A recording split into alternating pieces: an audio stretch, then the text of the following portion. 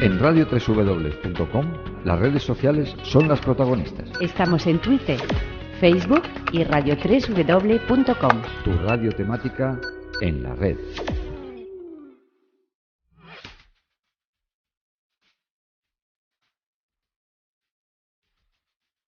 Ventanas a la red, con Pilar Movilla.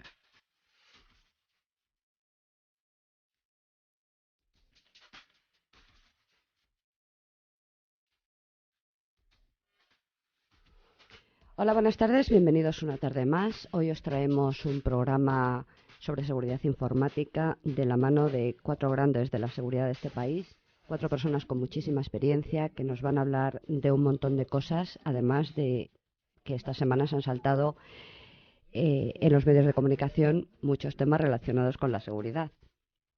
Comenzamos en un momento. Oye, siempre he querido hacer radio, pero no sé dónde apuntarme. En Radio 3W. Es una radio nueva y joven y hacen talleres de radio en verano. ¿Dónde?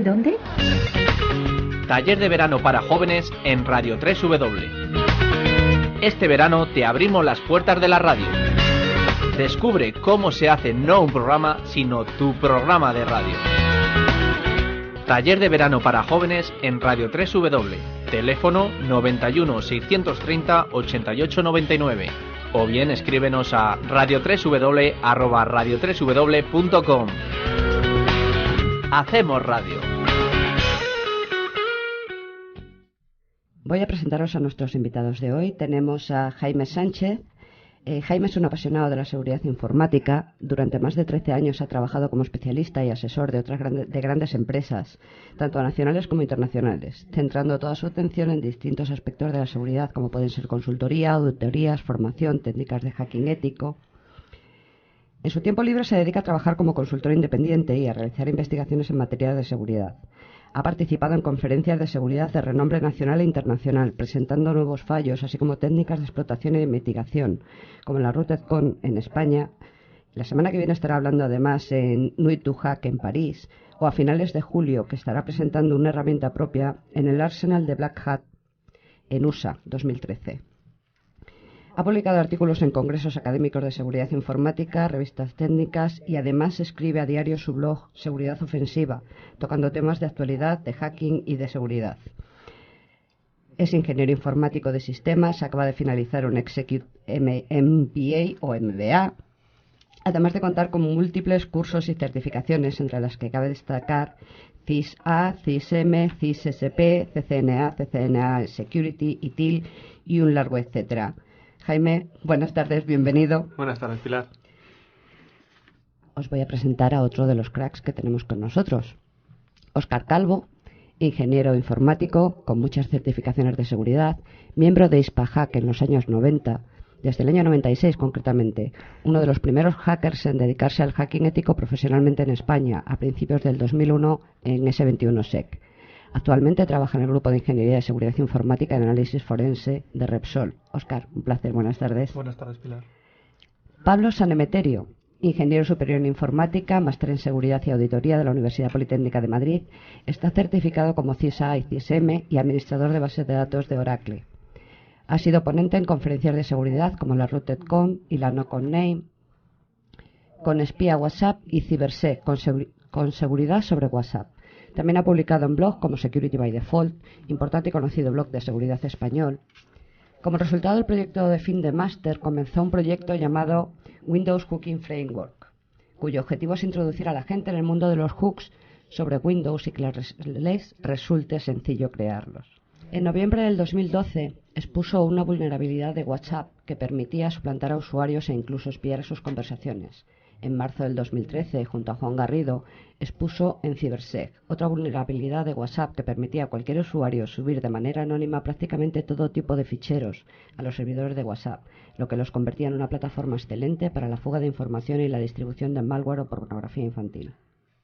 Trabaja desde hace 5 años en el departamento de I+D de OPNET, empresa española en presencia en los principales ISP a nivel mundial, que provee de servicios de seguridad en red, como son el filtrado de contenidos web, spam y virus. Juan Carlos García. ¿Qué os voy a decir de Juan Carlos García? Es un amigo de Ventanas a la Red, como ya sabéis muchos de vosotros. Además es el artífice de que se hayan reunido estas personas hoy, lo cual le agradezco. Gracias, Juan Carlos. Es ingeniero de sistemas informáticos con más de 13 años de experiencia en seguridad ofensiva. Posee un montón de certificaciones, másters en certificación, y desarrolla su carrera como Adaptive Penetration Tester y administrador de seguridad perimetral. No te he dicho nada. Pues buenas tardes. Buenas tardes. Buenas tardes, Juan Carlos. Buenas tardes, señorita. Vamos a empezar con una pregunta para los cuatro. Si os parece, lanzo una pregunta y me gustaría conocer vuestra opinión personal.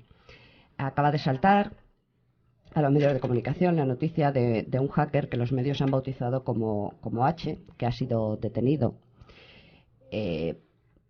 por ayudar a descubrir contenidos pedófilos en la red Tor, concretamente.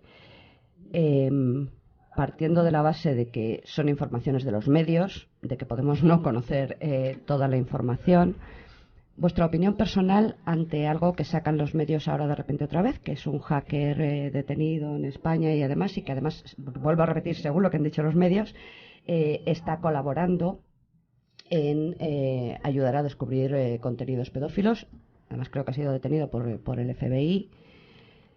¿Qué opinión os merece? Juan Carlos, empieza tú a romper el hielo. No, como a mí se me conoce, voy a ceder, como ya he hablado, voy a ceder el turno que comience don Jaime, si es tan amable, porque mira, como a mí ya me han oído demasiado, que comience. ¿Para qué me va a hacer caso Juan Carlos?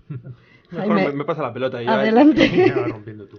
Pues yo es que no sabría muy bien. Preferiría opinar cuando tuviera una visión más completa que tener una visión sesgada probablemente de toda la parte periodística. Oscar, ¿tú qué opinas? Yo estoy de acuerdo con mi compañero Jaime. Deberíamos esperar a que se publique la noticia.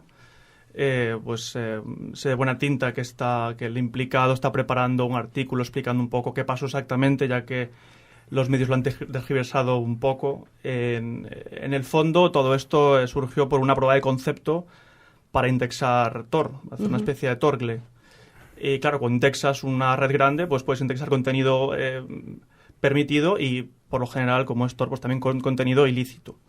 En este caso, pues yo creo que ha sido cuestión de mala suerte que uno de los nodos estaba monitorizado por el FBI y, por tanto, pues el mero hecho de usar un spider contra un host, pues probablemente marcado como vigilado, pues ha hecho que saltasen las alarmas. El FBI pues ha puesto contacto con los medios de nuestro país y, por tanto, se ha buscado a este chico para interrogarle. Sí, un poco Personalmente opino que ha sido totalmente extralimitado y, de hecho, la red Tor sigue llena de maleantes y delincuentes campando a sus anchas. Entonces, sí es verdad que muchas veces pagan justos por pecadores y yo creo que por mucho FBI que sea, el daño colateral es una mera excusa para un trabajo que no está bien hecho, como ha sido este caso.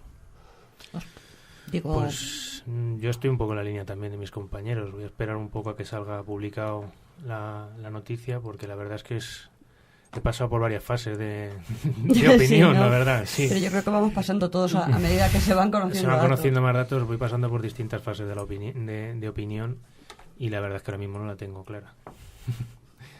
Juan Carlos. Yo me voy a unir a lo que acaba de decir Óscar. Voy a esperar, como todos, porque hay que esperar, pero sí que veo una extralimitación. Veo que se echan culpas o se lavan cosas sobre que no tiene que ser. Si el FBI hace más su trabajo, si el Interpol hace más su trabajo, si no saben realmente distinguir entre un pedófilo o no pedófilo, o ciertas cosas, no pueden pagar justo por pecadores. Y si es cierto las informaciones sobre el trato que ha recibido este chaval, sobre lo que se ha publicado, psicológico, estas técnicas tontas que utilizan los cuerpos internacionales de manipulación psicológica, vamos, el poli bueno, poli malo de toda la vida de las películas de Alfredo Landa, pues me parece cuanto menos un intento de persecución. Y sí que lo que veo, que no lo sé, pero que supongo que la GDT estaba ahí para proteger al chaval. Supongo porque para eso es el enlace, o sea, para eso es el grupo de editores telemáticos y está aquí, ¿no? Al igual que la vid. Entonces, bueno, prefiero esperar y prefiero ver también hasta qué grado, pues bueno, pues el grupo de editores telemáticos ha protegido a nuestro compañero. En cuanto al resto, no me voy a pronunciar porque no tengo noticias, solo que estoy de acuerdo y que en este caso paga justo por pecador, por supuesto. No tengo la menor duda.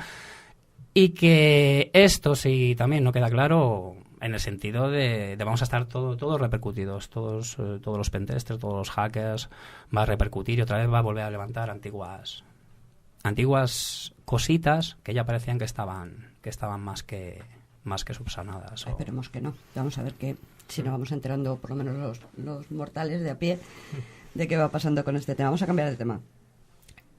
También relacionado, porque en estos últimos días parece que toda la parte de seguridad informática sí que está saltando a los medios por un lado o por otro. Hemos leído todos también noticias del programa Prism, que recoge datos de compañías y usuarios. Hay muchas compañías que se han unido a este programa: Facebook, Google, YouTube, American Online, Microsoft, un montón de compañías.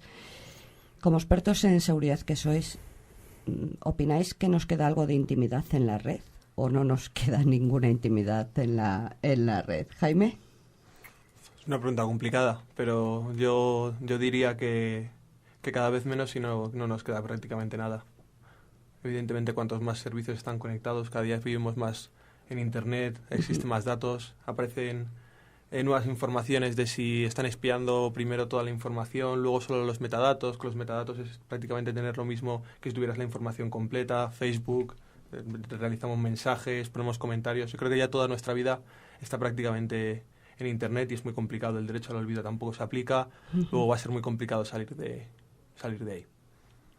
Óscar. Sí, es que la sociedad de la información tiene la gran ventaja de la globalización y la gran desventaja de la pérdida de privacidad. Cuando asumes o cuando adquieres el beneficio de la información, pues también adquieres el perjuicio de tu privacidad. Entonces, sí es verdad que lo ideal es estar en el término medio, pero muchas veces es complicado. Hoy por hoy sí que es verdad que tenemos la suerte de conocer este tipo de métodos de espionaje, pero yo creo que se ha hecho toda la vida. Echelon, diversas redes conocidas y no conocidas.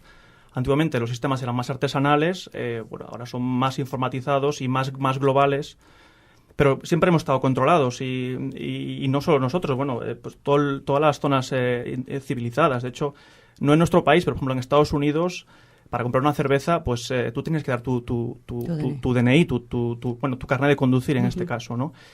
¿Y por qué para comprar una simple cerveza tienes que quedar un registro de que tú has comprado una cerveza en ese supermercado en particular? Pues bueno, es un poco la gran desventaja de la sociedad de la información, en el fondo. Que vamos a tener que aceptarla o rechazarla, irnos a una cueva y oye, vivir como nuestros antepasados. No sé, a mí me preocupa que empresas tan grandes, pero vamos, es que no son solo estas. Estas son concretas las de información, pero vamos, los bancos te tienen monitorizado todas las transacciones, teléfono móvil te tiene totalmente controlado dónde estás en cada momento, aunque tenga la localización apagada. Te queda trazada en las antenas por donde estás pasando.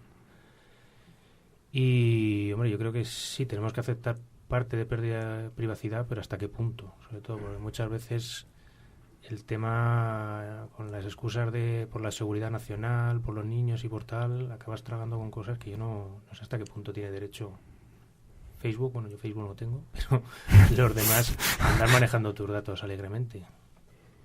Juan Carlos. Sí, es que yo pienso que aquí todo el mundo está de acuerdo, o sea, por estar interconectados con todo tipo de...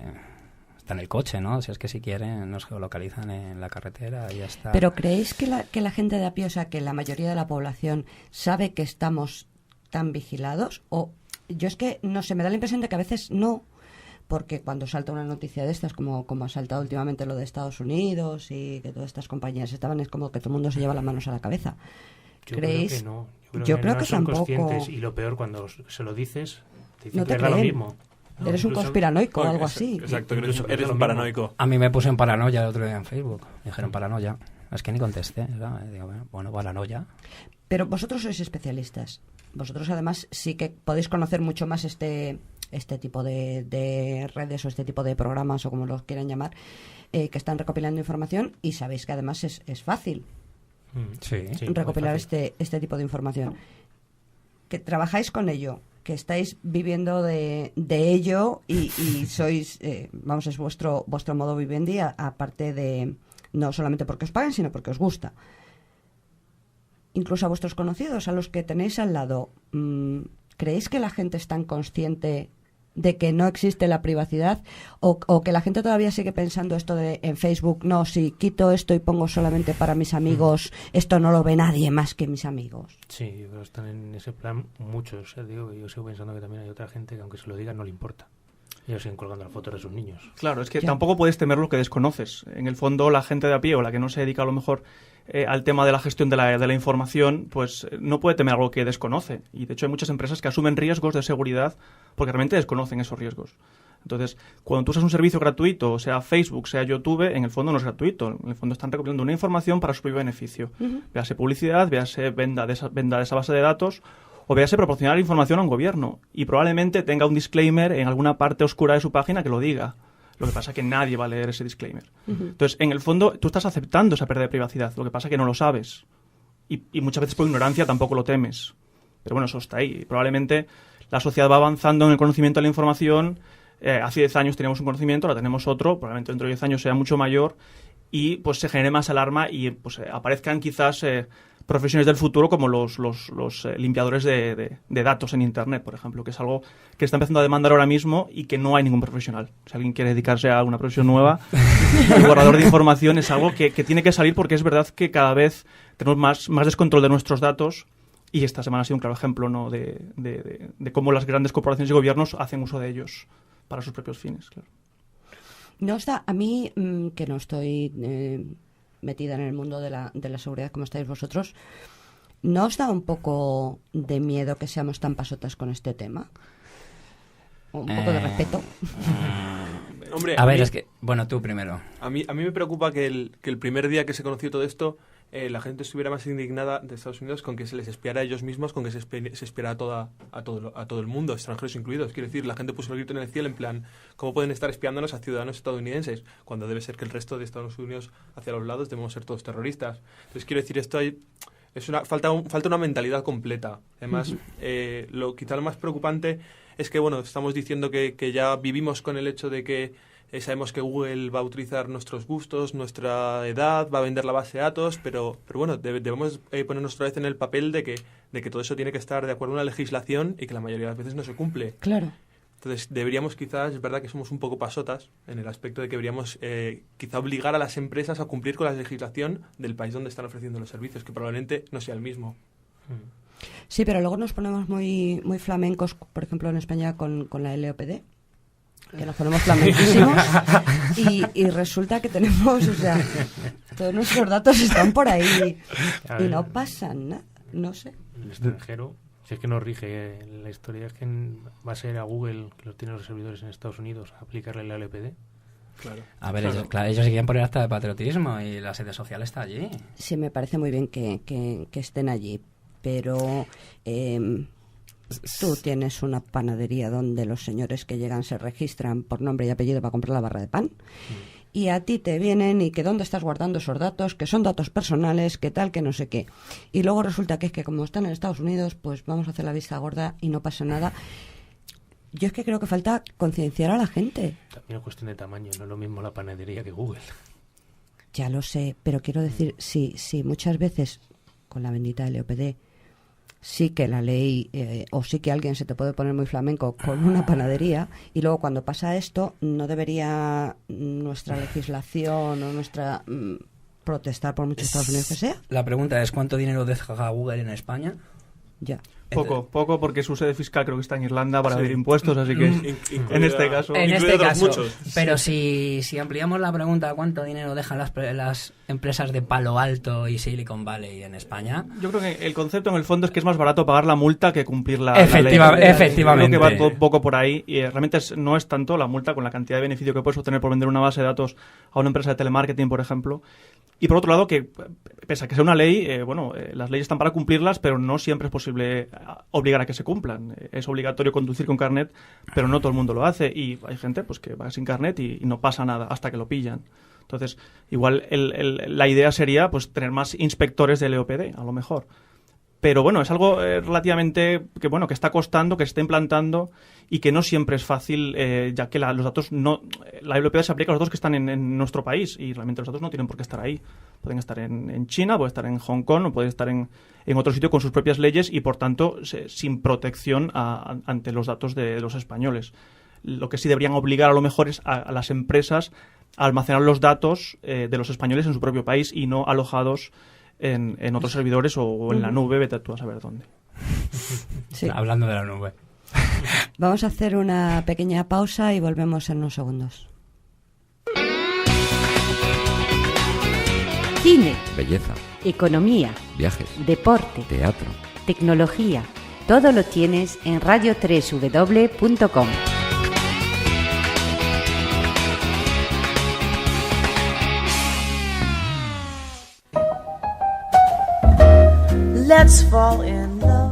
Hola, soy Roberto Garino.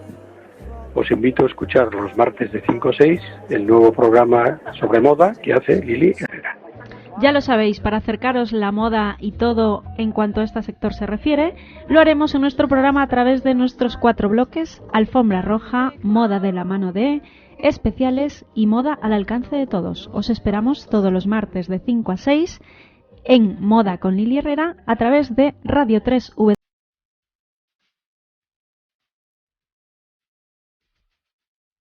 Los viernes de 5 a 6 con Pilar Movilla.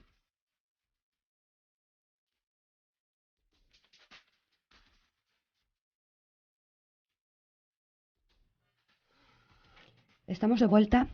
Hay un tema que me gustaría preguntaros y que además es algo que personalmente no acabo de ver muy claro. La nube. Cada vez tenemos más compañías que suben todos sus datos a la nube, aparte de nosotros como particulares. Cada vez más compañías nos ofrecen el tener todos tus datos en la nube, tus emails, tus fotos, al margen de que el tema personal es un poco... ¿Cómo veis la nube? ¿Estoy equivocada o a mí el tema de que todas las compañías tengan los datos en un sitio controlado por alguien que no es la misma compañía y al que además, si te falta para pagar a tus empleados, no le pagues a tus empleados, pero a esos señores le vas a tener que pagar sí o sí? ¿Cómo veis vosotros el tema de la migración a la nube? ¿Quién empieza? En mi caso es que no lo veo directamente. Bueno, yo tengo una opinión más o menos formada, pues una opinión personal. Pues como todo tiene sus cosas buenas y sus cosas malas. Es decir, la nube proporciona abaratar costes, que está muy bien, y realmente es muy eficiente pues para según qué cosas, ¿vale? Por ejemplo, pues para pues alojar a lo mejor una página web o algún tipo de información que no sea extremadamente confidencial. Pero lo que no tiene sentido es mover cores de negocio directamente a la nube. Es decir, porque... A diferencia de una empresa ahora, una empresa grande, para acceder a lo mejor al CPD tú tienes que pasar una esclusa, un guardia de seguridad, una puerta blindada. Digamos que tienes muchas barreras físicas para acceder a un CPD y acceder directamente y físicamente a las máquinas. Sin embargo, si tú pasas tu core de negocio a la nube, lo único que va a impedir ese acceso es un simple portal o unas credenciales web y ya está. Y puedes tener acceso al panel de control de tus sistemas en la nube. Por tanto, pasamos de varias barreras físicas bastante más complicadas de franquear que un simple panel o un simple portal o un método de autenticación basado en credenciales o... Me da igual que sea doble autenticación, pero mucho más fácil de evadir que la seguridad física. Eso por un lado. Y por otro lado hay un concepto que tampoco se plantea mucho, que es tus vecinos en la nube. Es decir, tú cuando tienes tu CPD, cuando tienes tus máquinas, pues están ahí en tu CPD con tus sistemas, tus redundancias y tu propia red, nada más. Cuando tú alquilas espacio en la nube, tienes vecinos de nube, tienes una red interna de gestión que comparten muchas otras empresas. Yo he hecho alguna investigación en una cloud, que no voy a decir cuál, tampoco viene al caso, en el cual con una simple cuenta gratuita podía acceder al resto de clientes de esa nube, como mínimo a la clase C, es decir, tenía 255 máquinas en producción, algunas desarrollando aplicativos web, otras con aplicativos realmente en producción y tiendas online, y yo tenía acceso de fibra óptica a esos sistemas. Yo puedo lanzar un escáner desde ahí y realmente, claro, puedo sacar cualquier tipo de información en cuestión de segundos, a diferencia de que si estuviese a lo mejor pues saltando de un lado a otro, que sí que es verdad que pues la red es mucho más lenta. Entonces, tiene dos peligros fundamentales. Tus vecinos de nube, que pueden ser maliciosos o no. Uno de los casos fue el de Sony hace unos años. Lo petaron en Amazon por unos hackers que hicieron una cuenta y eran vecinos de la nube y por tanto se aprovecharon de esa cercanía de los sistemas. Y por otro lado, las barreras físicas, que nunca hay que olvidarlas, y para cores de negocio todavía yo pienso que deben estar bien guardados y bien fortificados con varias medidas de seguridad física, desde luego. Yo, mi opinión es que depende para qué, para quién y cómo. Por ejemplo, lo que estoy totalmente de acuerdo con lo que dice Óscar, que en cuanto a cores de negocio yo lo veo bastante arriesgado andar subiendo a la nube. Sin embargo, por ejemplo, en Optenet tenemos un servicio de software as a service, también se puede decir, en la nube, y allí puedes tener filtrado de contenidos web o anti-spam en la nube, y la verdad te supone más barato incluso que tener una máquina en tu propio CBD que te está haciendo ese trabajo. Con lo cual también, pues es lo que digo, depende para quién, cómo y qué es lo que lo vayas a utilizar. Pero la tendencia de hoy en día, lo que ves hoy en día es que las diversas compañías que ofrecen la nube, de lo que se trata es que tengas todo en la nube. Pues empezar el correo, el directorio activo, todo.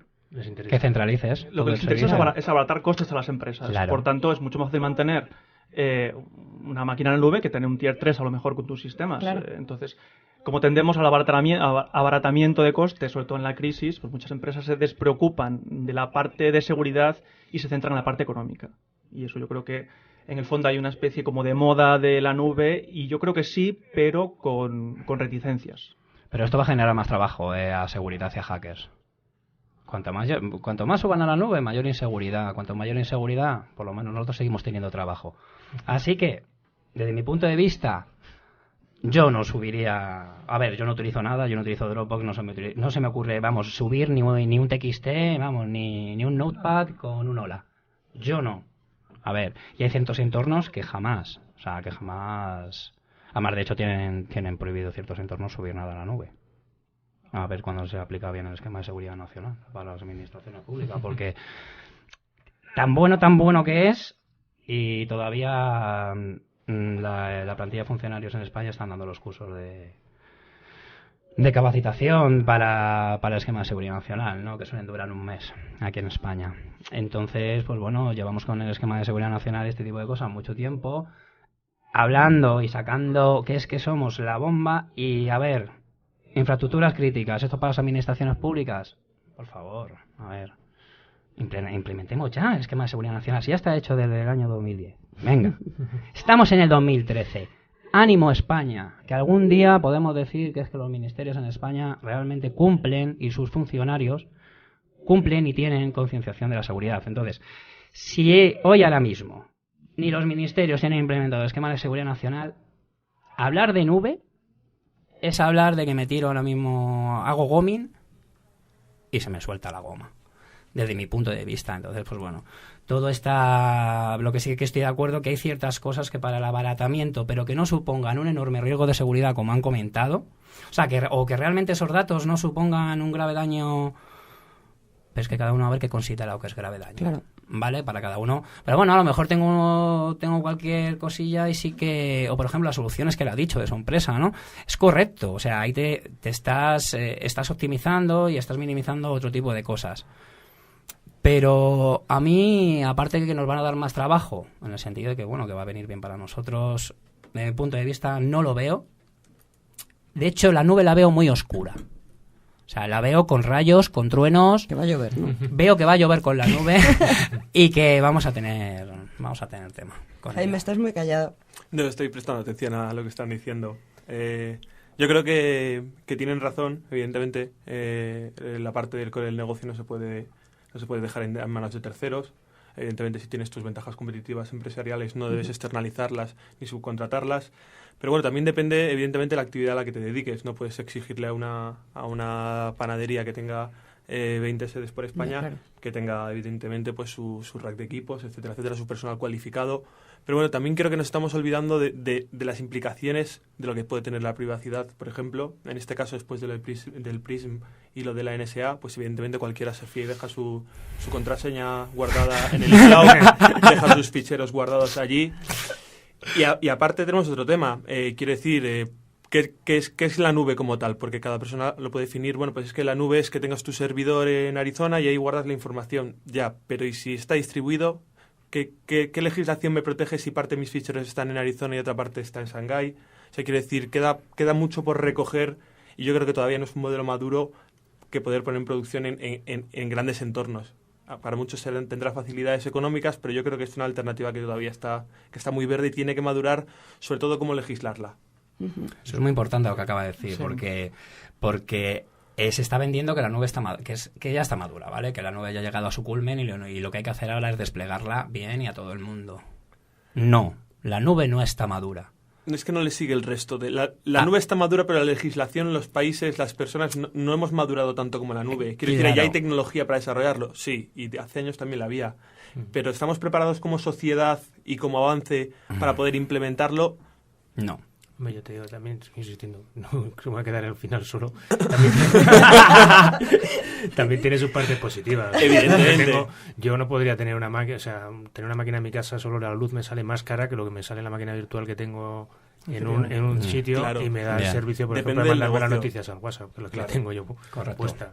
Entonces, como todo hay que buscar el equilibrio. Pero bueno, de todas formas, Jaime apuntó muy bien el tema de la normativa, es decir, acá hablamos desde la LOPD, cómo implantas el OPD en unos sistemas que están distribuidos y que ni siquiera la propia empresa proveedora de los servicios te puede garantizar dónde van a residir esos datos. Claro. Por lo general se hace mediante SLAs, pero es difícil. Es difícil realmente incluso para ellos, porque la gracia de la nube es que te permite, ante recuperación de desastres, ante recuperación de caída de uno de los nodos, pues que otros nodos se repliquen y sigan manteniendo esa información, esas 24/7, que es una de las grandes ventajas de la nube, pero realmente muchas veces hasta para ellos es difícil de mantener. Y de hecho, no hace mucho hubo un caso con BlackBerry, en el que se cayó el BlackBerry Messenger, y es que por mucho que ellos puedan vender, a lo mejor, y está en la nube, obviamente, ese servicio, por mucho que puedan vender, realmente esos 24/7 ni siquiera ellos son capaces, es decir, dejas tus servicios a un tercero que él te garantiza que va a tener una alta disponibilidad, pero a veces ni siquiera pueden cumplirlo ellos mismos. Entonces, yo creo que es fiarse demasiado también, a veces. Yo creo que sí tienen sus cosas buenas, sobre todo pues para pequeños servicios o bueno, cosas menos trascendentales, o para despliegues rápidos, para redundancia, incluso para, imagínate, aplicativos web en campañas de Navidad, por ejemplo, ¿no? Te permite incluso pues multiplicar por 3 o por 4 o por 5 la disponibilidad de esos sistemas frente igual a grandes entradas de tráfico. O incluso pues para defenderse de ataques de negación de servicio, puede ser hasta te pueden proporcionar mecanismos que te faciliten una mayor defensa. Y sobre todo que te despreocupas de una administración, ¿no? Que eso también es un coste importante, desde luego. Entonces yo creo que es todo buscar el balance, el equilibrio y tener la suficiente madurez para decidir qué puede estar ahí y qué no. Yo tampoco comparto el vivir con paranoia y el vivir con miedo, porque bueno, son servicios útiles y yo los uso, pero bueno, para cosas determinadas y otras cosas no. Es decir, que yo creo que todo tiene su ubicación. Yo creo que nada es del todo malo ni del todo bueno. Y como todo, tiene que seguir madurando, pero yo creo que sí que ya es usable. A diferencia de hace años que era más un concepto que una aplicación real. Yo creo que hoy por hoy la nube existe como tal y funciona bien. Yo creo que funciona bien en el fondo. ¿Alguno de vosotros, si tuvieseis una empresa, os iríais a la nube? Yo del todo no, es lo que... la estaba guardando, ¿no? Estaba pensando. Yo directamente... Por ejemplo, es que yo soy... lo pongo más fácil. Sí. Evidentemente no el core de negocio, lo que hemos hablado. El correo electrónico de vuestra empresa. En la vida, jamás. ¿Lo subiríais jamás, jamás. No. Nunca. Pues mira, yo por mi experiencia y por no llevar no, esto es lo bueno. Yo sí que lo subiría. No por hacer publicidad, pero desde luego que el servicio de Google va muy bien, el de correo, desde luego. Y te olvidas de... Yo que he tenido que estar en alguna guerra de filtrado de correos y y estas nuevas técnicas de detección de malware, y la verdad es que tú despliegas tu correo en la nube y te olvidas y que se preocupen otros, y si hay algún problema, la bronca va para ellos, ¿sabes? Entonces, tiene sus ventajas, desde luego. Igual no 30.000 usuarios, pero 10 o 15 o 20, ¿por qué no? A menos en el caso de Google, vamos, el de correo, personalmente a mí me ha ido estupendamente y es mucho más cómodo de mantener que montarte tu exchange y tu... Pero cómodo depende sí. de la información que manejen esos usuarios. En Google tienes la suerte que si pierdes algún correo puedes pedirlo a los Estados Unidos, a que te lo vuelvan. Llamas a la NSA y dices, oye, por favor, me devuelves el correo del 18. Claro. Es que es eso. Que me habéis borrado los servidores. Sí, o pásame esto, que es que ahí están, en este correo están cómo se van a vender las acciones próximamente de mi empresa y cómo van a cotizar, y es que he perdido el correo. O sea, es que dependiendo el valor de esos usuarios... A ver, yo subiría pues a cuatro administrativos y tal, no subiría ni al director ni al presidente en la vida. Bueno, primero es que como lo suba y sea yo el responsable de la decisión y eso sea hackeado, hombre, el que tira para adelante, también depende voy a ser Anay y no me va a decir envíale un correíto a no sé quién para que me devuelva, no me va a decir tú eres tonto y tira para adelante. Así que ciertas cosas estoy con él, dependiendo la información contenida, sí o no, pero vamos, yo ahora mismo ya te digo que para mí no está maduro hasta que las leyes y la sociedad no tenga todo esto. A ver, si la gente no se pone un antivirus, ¿cómo me vas a decir que estas cosas? Entonces, aquí vamos muy lentos, la tecnología va muy rápida, pero España va muy lenta en cuanto a estas cosas. Entonces yo estoy de acuerdo con mis compañeros, aquí o se acota el tema de ley, tema de nube, o yo creo que por la parte de los expertos seguiremos diciendo la mayoría que no es viable. Has apuntado un tema interesante también, que es el tema de recuperación de desastres o un forense. Sí. Tú, si tienes tus sistemas, en tu CPD, tienes que hacer un forense de una intrusión o de fuga de información, y bueno, las tienes a mano. Tú coges, hablas con el departamento que sea, separan los sistemas, aíslan los discos, se replican y haces tu forense. ¿Qué pasa si esa intrusión está en unas máquinas de la nube? Claro. ¿Cómo garantizas que esa información... ¿Cómo garantizas primero que el propio proveedor que tiene que localizar dónde está la información repartida en todos los CPDs que tendrá por todo el mundo? Luego, aislar esa información, buscar los backups, es decir, es muy complicado, por no decir casi imposible, pese a los SLAs que se puedan generar, una recuperación de desastres hoy por hoy, a mi entender, en la nube. Es decir, o realizar un simple forense de tus sistemas que estén en la nube. Porque pese a que tú alquilas un espacio y alquilas un servicio, no tienes acceso directo a esa información. Claro. Esa información va a través de terceros, ¿no? Claro. Y a veces eso también puede echar hacia atrás a empresas grandes a mover toda esa información y, digamos, perder el control de dicha información. También hay un concepto que hay que tener en cuenta, que la nube, aunque es un concepto pues un poco etéreo, pero realmente tiene personas trabajando físicamente ahí en los TPDs y son administradores de esas máquinas que, por tanto, pueden acceder a tus datos también. Hay que tener en cuenta que tú estás delegando tus datos a unos terceros que esos tienen sus máquinas, tienen sus sistemas y tienen sus administradores que acceden a esa información. Pero eso yo creo que muchas veces en España sí que se hace por tema de coste, tanto la nube como las empresas que están sacando su CPD a Polonia, porque sale más barato en Polonia mantener el CPD y tal, y resulta que además firmado con los SLAs, donde hay unos administradores allí, tú pierdes tu administración de aquí y tu gente de aquí, la mitad de ellos o dejan de trabajar en la empresa. Sí. Es casi lo mismo que... Es una pérdida de control. Es una pérdida de control controlada, valga la redundancia. Es decir, tú cedes ese control a un tercero. Sí. Y debes fiarte 100% de la buena fe del tercero. En caso de que exista algún problema, en caso de que haya una intrusión, necesitas hacer un forense o simplemente una pérdida de datos, digamos que el proceso se vuelve más tedioso para recuperar. En el SLA, desde luego, acceso a las máquinas tienes que tener sí, fijo, si los papeles están ahí. Sí. Pero luego tienes que comprobar que realmente es así. Yo creo que el proceso, no sé si por suerte o por desgracia no lo he vivido, no he vivido un forense en la nube. Pero bueno, habría que ver un poco a qué empresa contratas y dónde tienes sus sistemas y cómo puedes hacer físicamente al disco. Yo creo que estaría un poco por ver, la verdad.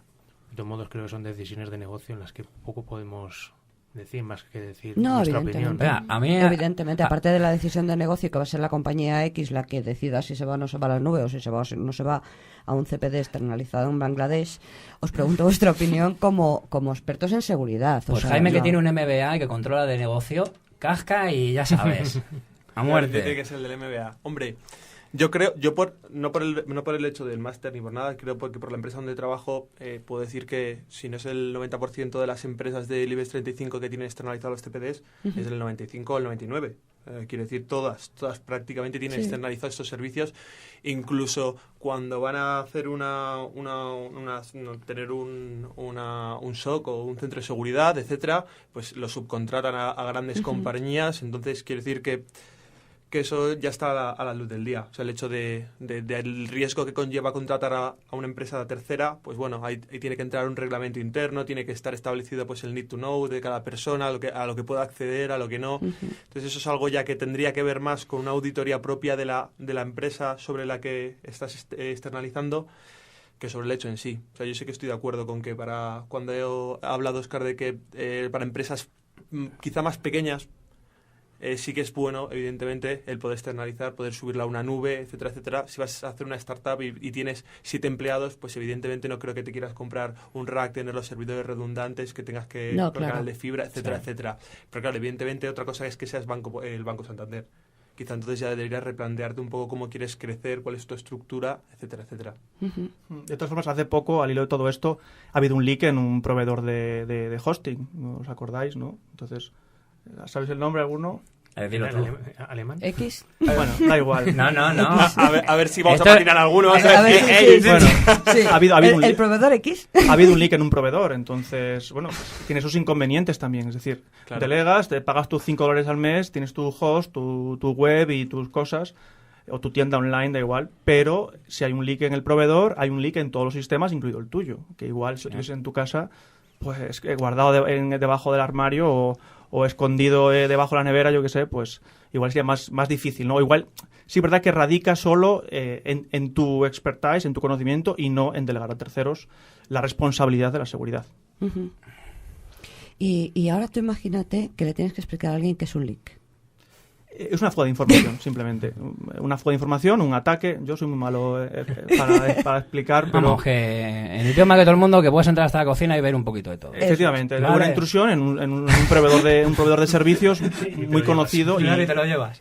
Muy conocido y barato, por tanto, con muchísimos clientes. Y claro, al haber un leak, pues hay un leak en todos los clientes, y por tanto se recomendó a todo el mundo cambiar contraseñas porque se habían obtenido, ¿no? Las credenciales de todos. Voy a haceros una preguntilla. Desde que vosotros, que ya lleváis todos muchos años trabajando en temas de seguridad, la evolución de cómo se ve vuestra profesión desde allá los años 90, que tampoco hace tantísimo, hasta ahora, ¿cómo lo veis? Óscar, tú a lo mejor tienes más experiencia. Yo, por suerte, por desgracia, fui de los primeros que entró en ese 21SEC en Madrid, fui el cuarto, y tuve la suerte de trabajar con los grandes para mí, con Fermín J. Serna, con Alfredo Andrés, con David Barroso. Éramos un grupo pequeño, pero bueno, la verdad es que era muy buen ambiente, y digamos que yo sinceramente creo que era más fácil. Antes la informática o la seguridad era más fácil porque no había estas políticas y estos automatizadores de parches que complican mucho la vida del hacker hoy por hoy. Digamos que antes, incluso para hacer un exploit, tú podías tener tu esqueleto de tu buffer overflow, y simplemente cambiando 4 datos podías hacer uno genérico para varios sistemas. Hoy por hoy es muchísimo más complicado y muchísimas más técnicas de evasión, y por tanto hace que cada vez la profesionalización del hacker sea mayor. Antiguamente era un hobby, hoy es prácticamente una segunda profesión para muchos, o una primera profesión para otros, como en nuestro caso. Pero yo creo que esta pregunta iba dirigida en otro sentido, ¿no? No. ¿A qué te refieres? No, aparte de vale. que está muy bien. Vamos a seguir la ronda con esta pregunta, y luego ya te conozco, ya sé por dónde vas. Vamos con la siguiente pregunta. Pablo. Bueno, mi experiencia, la verdad es que es un poco más corta que la de mis compañeros. Entre unas cosas y otras, yo he empezado hace 2010, 2009, empecé un poco a todo esto, porque hasta entonces soy lo que les daba de comer, que soy un desarrollador. Y de hecho sigo siéndolo. Gracias, Pablo. Te queremos, Pablo. Pero sí, yo he vivido una evolución prácticamente de no conocer nada a conocer ahora bastante, no mucho, pero lo suficiente para alarmarte ante ciertas situaciones. Y pues creo que ha evolucionado, como bien dice mi compañero, desde los 90, que era bastante sencillo por lo que he visto, hasta ahora que las técnicas para conseguir hacer cualquier cosa, yo casi mejor me instalo las máquinas de antes para empezar. Es que estoy completamente de acuerdo. Es que antes es que es lo mismo. Antes era muy simple. Lo que ya conté en la otra entrevista es que llegabas con un simple Nopis, abrías y aunque te hubieran cortado internet, a ver, hacías un tunneling desde Yacón a tu casa y sacabas ahí internet, ¿no? Y por eso te echan, como me ocurrió a mí hace muchos años, ¿no? Cuando me cazaron, ¿no? Con un compañero, ¿no? Aquí cada uno nos cazan, ¿no? Porque estamos en ya.com, tal, no nos daban recitar, pues con un simple Nopis y un Windows Server en el barrio de Moratalá, pues haciendo un tunneling y saliendo por donde nos salía la chota.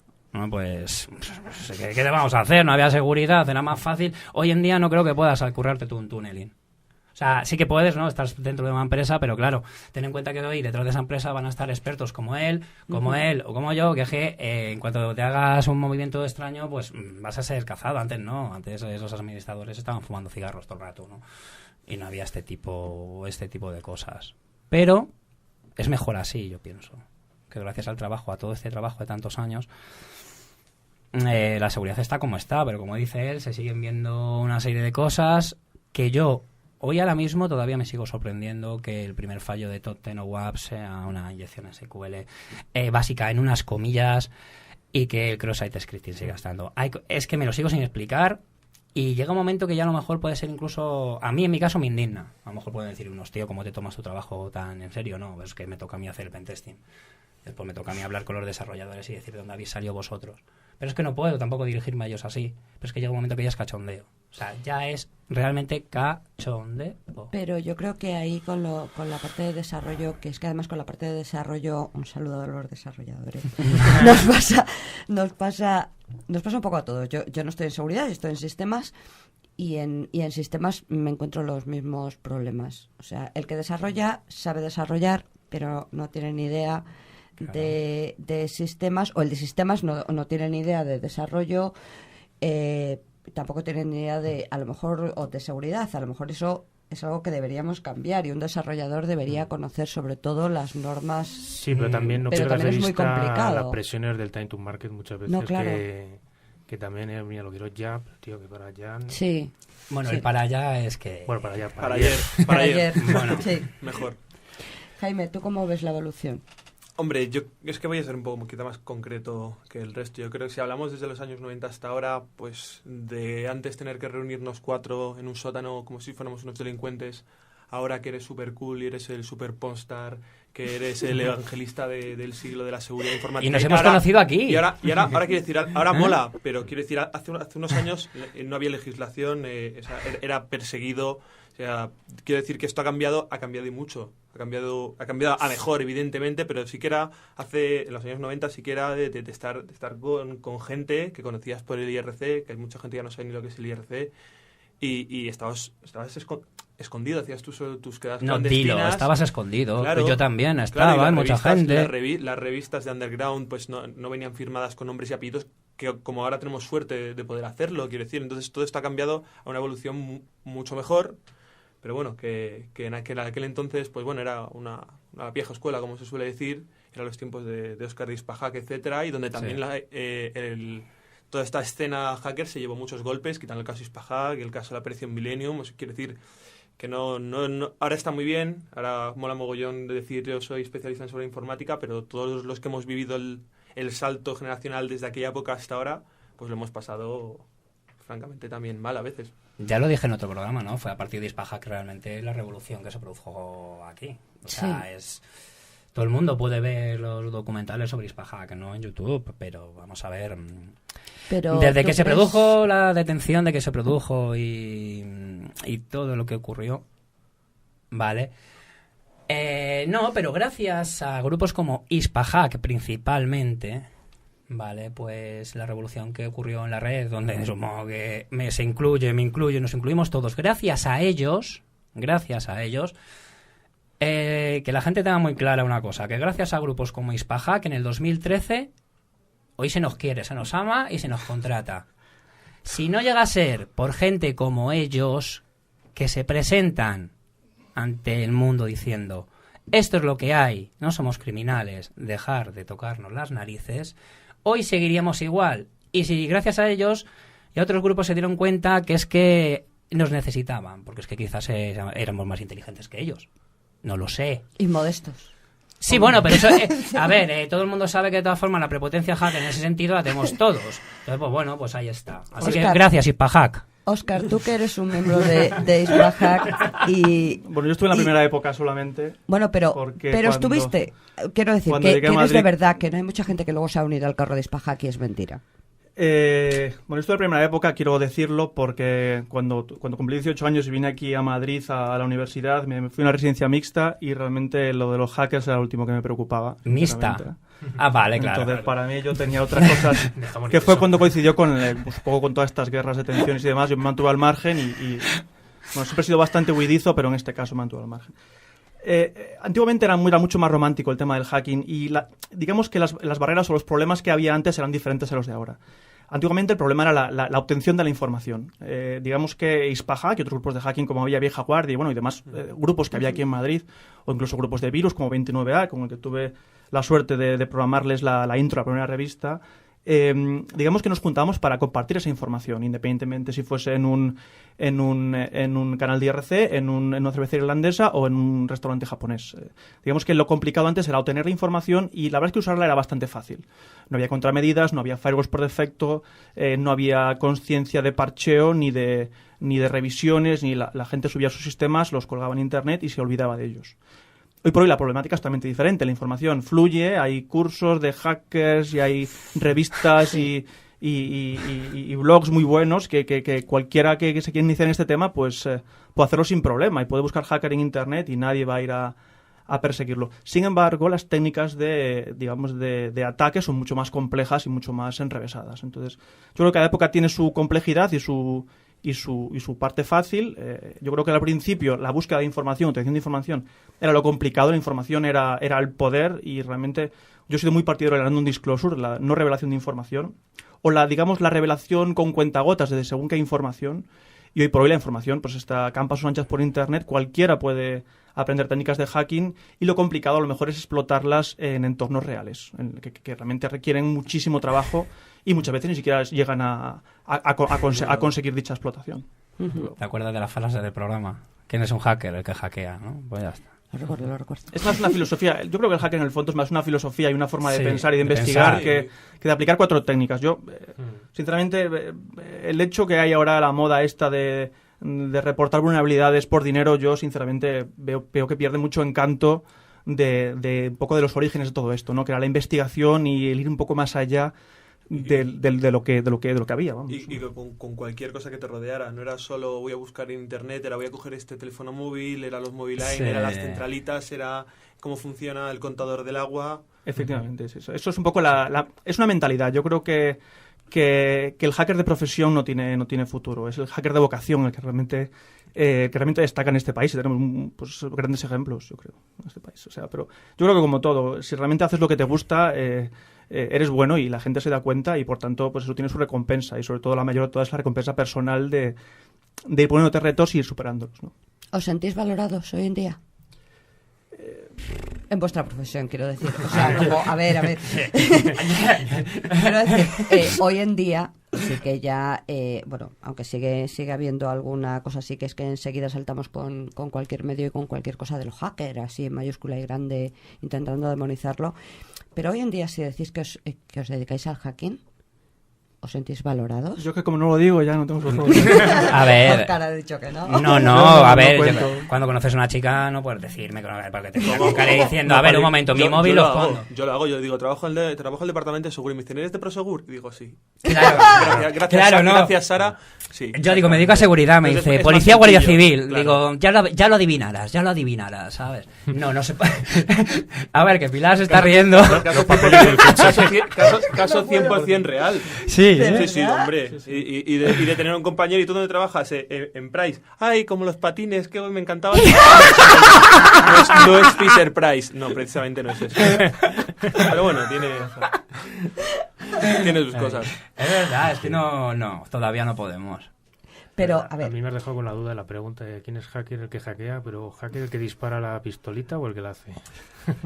Claro. No, a ver, yo creo que el que hace la herramienta, no, nunca. Realmente, a ver, cuando tú estás haciendo una pistola y una persona hace un gatillo y por otro lado hace la culata, realmente esa persona, el que hace el gatillo, a lo mejor no tiene por qué saber para qué se va a utilizar eso. No, te está diciendo que el desarrollador no. No, el desarrollador jamás, o sea, es que de hecho, a ver, si es un ejemplo práctico, si yo no hubiera visto tu conferencia de Windows Hooking Framework, quizás, lo más seguro que es que a lo mejor no me interesara esa parte, y fue ver la conferencia y tirar, y empezar en ese tal. Si tú no llegas a desarrollar esa herramienta, pero yo nunca he hecho nada malo con esta herramienta, pero he aprendido un montón. Eso es lo que es lo importante, siempre aprender, pero lo que me refería no es que es mucho también rollo del el típico hacker, el niño que va con el Metasploit a todas partes disparando, claro, y eso... No. A ver, los niños de la Cunetis y estas cosas de doy al botón y empiezo a tal, pues al final aparece la GDT y te invita a desayunar, ¿vale? A esta gente que se dedica a coger las herramientas, y es que yo ya tengo Metasploit y algo así, y ya tengo la inversa y tal. No estamos hablando tampoco de esto, porque como él apuntaba bien, ahora mismo 50.000 páginas web que te ofrecen las herramientas y que te dicen paso por paso y ya estás dentro. Pero lo que dice él... antes no era así. Antes te daba una prueba de concepto que no estaba ni siquiera completa y no la podía compilar el que quisiera, sino el que pudiera. O te metían trampitas en el bootstrap, ¿sabes? Si tú no realmente no te dedicabas al hacking, ahí faltaba un porcentaje, de un 2F, y si no eras un hacker no te dabas cuenta. ¿Cuántos compañeros he visto yo compilar un exploit bajado de internet y borrarse el directorio del RAID? RM-RF en el... Claro, es que no puede ser que a estas alturas de vida alguien que se dedica a esto se lleve esto. Pues sí, se hacía posta, claro, y ahora no. Pero lo que él apuntaba... claro, esto es el Metasploit y tal, que igual, pero esa gente realmente futuro no tiene. Ponte tú con el Metasploit en el real y cuando te dejas hacer una post-explotación, es decir, ya cuando estés dentro y te tengas que mover y borrar logs y tal, vamos a ver tu capacidad realmente. Entonces, chicos, hemos alcanzado 1 hora de programa. Tenemos que cortar aquí. Jaime, Pablo, Juan Carlos y sobre todo personalmente Óscar, muchísimas gracias, porque sé que tú no eres muy dado a estar en medios. Te agradezco de verdad, por supuesto a vosotros tres también. Mil gracias a los 4 por estar aquí, ha sido un placer, y a vosotros os esperamos en el próximo programa.